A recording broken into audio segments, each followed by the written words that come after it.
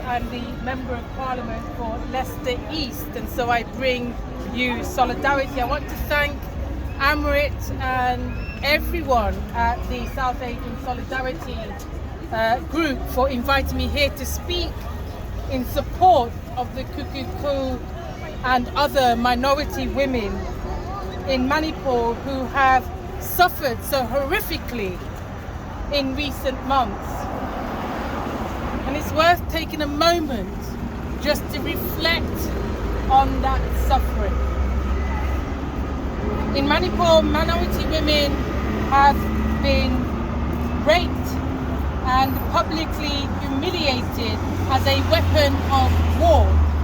The latest outrage, as we all know, was the video that went viral, circulated all over social media and other places, and actually reported upon by the international media, the broadcast media at least, of two Kuki-zo women being sexually assaulted, paraded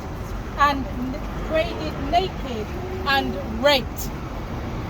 The women's tears and pleas were ignored as their captors continued to publicly humiliate them. You would want to think whether Manipur has a state at all, the way in which they were humiliated. Such events are cruel, deliberately cruel and horrific, and ought to be unthinkable. But tragically, they're all too common.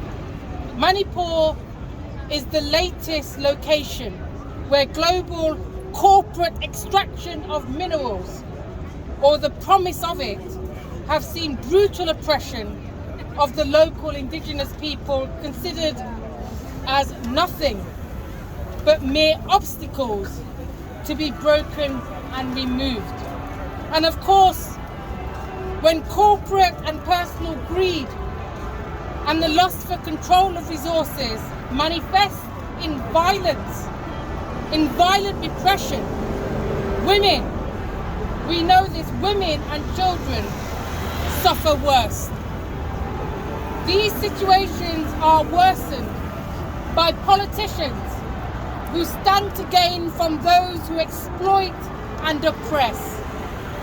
Propaganda dehumanizes, reducing people who should be considered sisters, brothers, children, mothers, fathers, grandparents, to nothing more than effectively dirt to be eradicated. And this is 2023. And that language of eradication, even of annihilation, of ethnic cleansing, is already in use in Manipur. The dynamics of oppression and exploitation are seen almost everywhere, of course. But where the rule of law breaks down or is withheld by complicit politicians, the horror is of a different order. And as always, women bear the brunt. This violence against women is not, of course, a new phenomenon, and sadly so. We know that from a 2014 report by the International Dalit Solidarity Network, they noted, and I'll quote, that violence against Dalit women is systematically utilized to deny them opportunities, choices and freedom at multiple levels. And they go on to say that we need to make Dalit women visible. We need to make Dalit women visible to the public eye through exposing their reality of violence and disempowerment intrinsically related to their social position in recognition of their selfhood and human dignity. That's why you ought to be applauded, because you are indeed making Dalit and minority women visible by being here. Human Rights Watch agreed, adding that the prosecution for such violence against minority women is extremely rare. Even for rapes and gang rapes, a pattern of impunity emerges, where women from minorities like our sisters among the Kuki-zo are targeted. Far too often, no one, absolutely no one, is brought to justice. Oppressors are emboldened by impunity and often by direct protection from local governments and police, worsening the spiral of abuse and impunity, and more abuse and impunity and more suffering for the innocent. This cannot be allowed.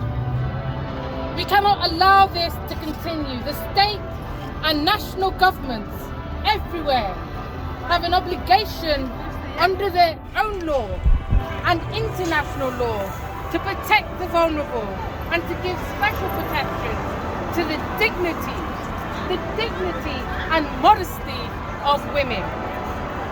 Both our governments are failing. They're failing objectively in this obligation by standing as spectators. Spectators when they should be intervening. When they do intervene, they simply are only intervening to protect the guilty. We stand, as we must and always will, in absolute solidarity with our sisters in Manipur, across India, in Africa, and everywhere else they are oppressed. We demand that governments live up to their duty to protect, to deal equitably with our natural resources and to protect our environment and culture.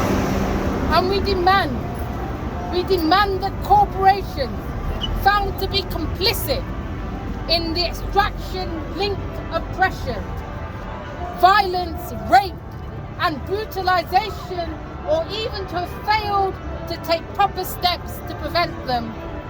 We demand that they are not only held to account, but are held fully and publicly responsible and punished for their misdeeds. And I pledge to continue my fight in Parliament for the UK government to play its role in putting pressure on recalcitrant negligence and complicit governments worldwide to protect those who are crying out for help and who are suffering. Solidarity, my friends. Solidarity. Thank you.